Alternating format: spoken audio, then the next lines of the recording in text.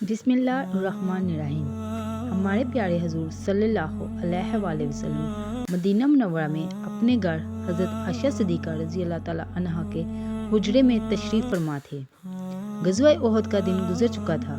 حضرت عائشہ صدیقہ رضی اللہ تعالیٰ عنہا حضور صلی اللہ علیہ وآلہ وسلم سے ایک انوکھا سوال کرتی ہیں، یا رسول اللہ، کیا آپ پر احد کے دن سے بھی زیادہ سخت دن گزرا ہے؟ ناظرین، احد کا دن انتہائی غمناک اور سخت دن تھا، کیونکہ اس غزوہ میں حضور صلی اللہ علیہ وآلہ وسلم شدید زخمی ہو گئے تھے۔ آپ کا دانت مبارک شہید ہو گیا اور اس جنگ میں آپ کے چچا حضرت حمزہ رضی اللہ تعالیٰ عنہ بھی شہید ہو گئے تھے۔ نہ صرف شہید بلکہ ان کے جسم کے اعضاء کاٹے گئے، ان کی ناک کان کاٹ دیے گئے، ان کا کلیجہ نکال کر چبایا گیا۔ یہ انتہائی سخت دن تھا، لیکن رسول کریم صلی اللہ علیہ وآلہ وسلم حضرت عائشہ صدیقہ رضی اللہ عنہا کو جواب دیتے ہیں، ہاں، مجھ پر احد سے بھی زیادہ سخت دن گزرا ہے، اور یہ وہ دن تھا کہ آسمان سے پہاڑوں کا فرشتہ آیا اور عرض کرنے لگا، اے اللہ کے رسول، آپ صرف حکم کریں، ہم یہ پہاڑ اٹھا کر ان لوگوں پر گرا دیں اور انہیں چکنا چور کر دیں۔ تو ناظرین، کیا آپ جانتے ہیں کہ کافروں نے حضور صلی اللہ علیہ وآلہ وسلم پر ایسا کون سا ظلم کیا تھا جس پر اللہ تعالیٰ اتنا خفا ہو گیا کہ عذاب کے فرشتے نازل ہو گئے؟ تو آج ہم مکمل واقعہ آپ لوگوں کے ساتھ شیئر کریں گے۔ محترم ناظرین، نبوت کا 10واں سال تھا، جسے امام الحزن یعنی غم کا سال کہا جاتا ہے۔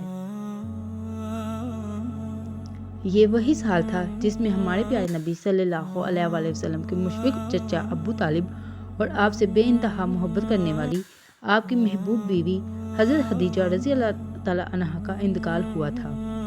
یہ دونوں عظیم شخصیات آپ صلی اللہ علیہ وآلہ وسلم کو حوصلہ دینے والی قریبی تھی۔ اس کے ساتھ ساتھ کفار مکہ کے ظلم و ستم کا سلسلہ مزید سخت ہو گیا تھا۔ اسی لیے نبی کریم صلی اللہ علیہ وآلہ وسلم نے قریش مکہ کے ظلم سے تنگ آ کر شوال 10 نبوی میں طائف جانے کا قصد فرمایا کہ شاید وہاں کے لوگ اللہ کی ہدایت کو قبول کریں اور دین حق کے حامی بنیں۔ آپ صلی اللہ علیہ وآلہ وسلم نے اپنے آزاد کردہ غلام حضرت زید بن حارثہ کو ساتھ کیا اور طائف کا سفر کیا۔ اسلام کی تبلیغ کے لیے جہاں وہاں کے سرداروں سے آپ نے ملاقات کی، جو آپ کے ننہال کی طرف سے رشتہ دار بھی تھے۔ آپ صلی اللہ علیہ وآلہ وسلم نے مسکراہٹ کے ساتھ تینوں سرداروں سے ملاقات کی اور انہیں اسلام کی دعوت دی اور اپنی مدد کی درخواست کی۔ حضور صلی اللہ علیہ وآلہ وسلم نے مسلسل 10 دن وہاں قیام کر کے انہیں سمجھانے کی پوری کوشش کی، کفر اور شرک چھوڑ کر ایمان کی طرف آنے کی دعوت دی، لیکن ان تینوں نے نہایت گستاخانہ جواب دیا۔ ایک نے کہا، اللہ کو تمہارے سوا اور کوئی نہ ملا جسے نبی بنا لیتا۔ دوسرے سردار نے کہا، کعبۃ اللہ کی اس سے بڑی اور کیا توہین ہوگی کہ تم جیسا شخص پیغمبر ہوا۔ تیسرے سردار نے کہا، میں تم سے ہرگز بات نہیں کروں گا، اگر تم سچے ہو تو تم سے گفتگو خلاف ادب ہے، اور اگر جھوٹے ہو تو گفتگو کے قابل ہی نہیں۔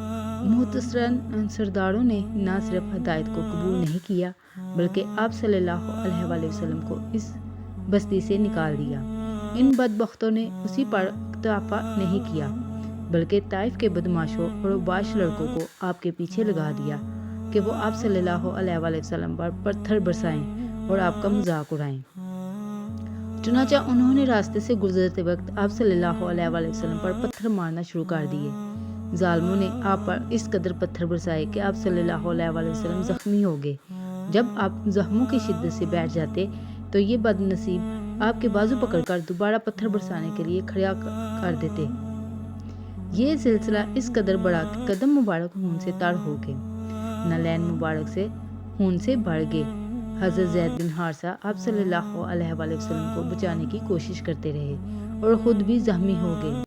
ناظرین، تصور کریں کہ اللہ کے محبوب نبی، جس کے لیے زمین و آسمان بنائے گئے، آج وہ اپنے رب کی راہ میں اس طرح تکلیفیں برداشت کر رہا ہے۔ آخرکار آپ صلی اللہ علیہ وآلہ وسلم ایک باغ میں پناہ لے کر بیٹھ گئے جو عتبہ اور شیبہ بن ربیعہ کا تھا۔ وہاں آپ نے ایک درخت کے سائے تلے بیٹھ کر وہ تاریخی دعا فرمائی جسے دعائے طائف کہا جاتا ہے۔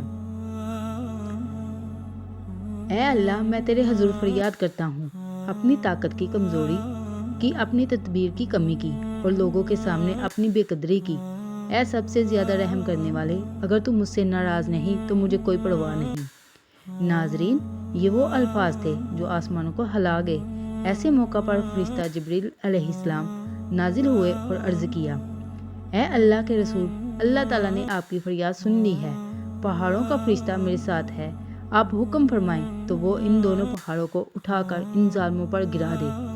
پہاڑوں کے فرشتوں نے عرض کیا، یا رسول اللہ، اگر آپ چاہیں تو میں ان دونوں پہاڑوں کو ملا کر اس بستی پر گرا دوں تاکہ ان کا نام و نشان تک مٹ جائے۔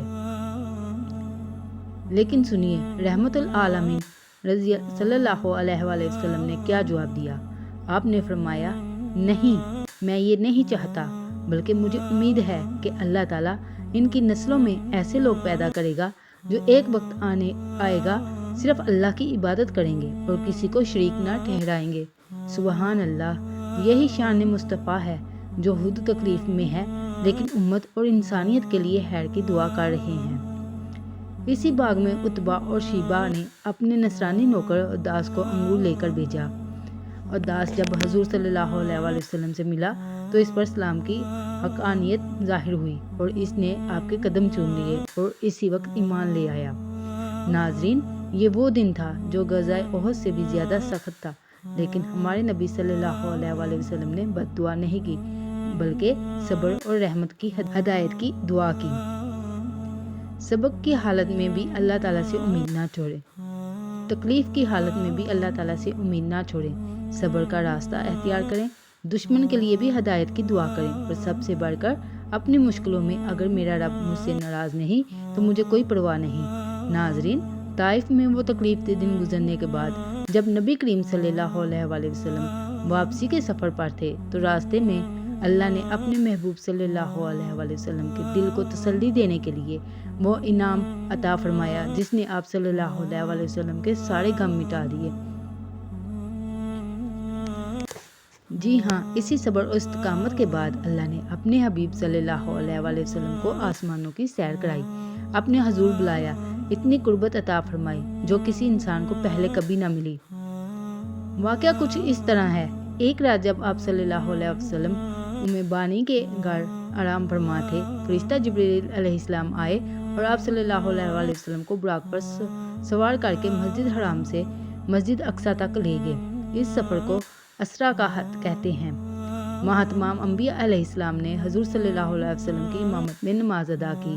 یہ واضح اعلان تھا کہ تمام انبیاء کے سردار محمد صلی اللہ علیہ وآلہ وسلم ہیں۔ اس کے بعد آپ صلی اللہ علیہ وآلہ وسلم کو آسمانوں کی معراج عطا ہوئی۔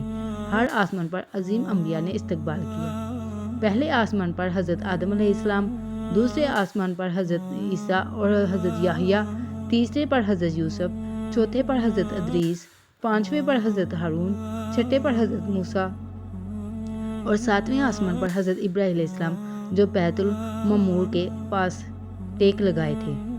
پھر حضور صلی اللہ علیہ وآلہ وسلم سدرۃ المنتہا تک پہنچے جہاں جبرائیل بھی آگے نہ جا سکے۔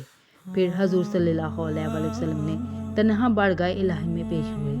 وہاں وہ قربت نصیب ہوئی جسے الفاظ میں بیان کرنا ناممکن ہے۔ اسی معراج کی رات حضور صلی اللہ علیہ وآلہ وسلم کو تحفہ نماز ملا، 5 وقت نماز جو قیامت تک امت کو اللہ کی قربت دیتی رہے گی۔ حضرت موسیٰ نے مشورہ دیا کہ امت سے یہ بوجھ کم کرائیں، تو بار بار حضور صلی اللہ علیہ وآلہ وسلم اپنے رب کے پاس گئے اور رحمان نے امت کے لیے سہولت عطا فرمائی۔ آخر میں 50 نمازیں گھٹا کر 5 رہ گئیں، مگر اجر اب بھی 50 کا ہی رکھا گیا۔ یہ آپ صلی اللہ علیہ وآلہ وسلم کے امت سے محبت کی انتہا ہے۔ ناظرین، غور کریں، جس نبی کو انسانوں نے پتھر مارے اسی نبی کو اللہ نے آسمانوں پر بلایا۔ لوگوں نے تکلیف دی، اللہ نے اپنی قربت عطا کی۔ زمین والوں نے زخم دیے، آسمان والوں نے سلام پیش کیا۔ جو لوگ تکلیف دیں تو صبر کریں، اللہ کی رضا کو مقدم رکھیں۔ کوئی آپ کی قدر نہ کرے تو غم نہ کریں، شاید اللہ آپ کے لیے کچھ ایسا تیار کر رہا ہو جو دنیا والے سمجھ بھی نہ سکے۔ حضور صلی اللہ علیہ وآلہ وسلم نے اسی موقع پر فرمایا، بے شک تنگی کے بعد آسانی ہے۔ تو میرے عزیز ناظرین، اگر آپ تکلیف میں ہیں، دل ٹوٹا ہوا ہے، حالات آپ کے خلاف ہیں، تو یاد رکھیں آپ طائف سے گزر رہے ہیں اور آپ کی معراج آنے والی ہے۔ جزاک اللہ خیر۔ اللہ ہمیں صبر، استقامت اور اپنے محبوب صلی اللہ علیہ وآلہ وسلم کی سنت پر چلنے کی توفیق عطا فرمائے۔ آمین۔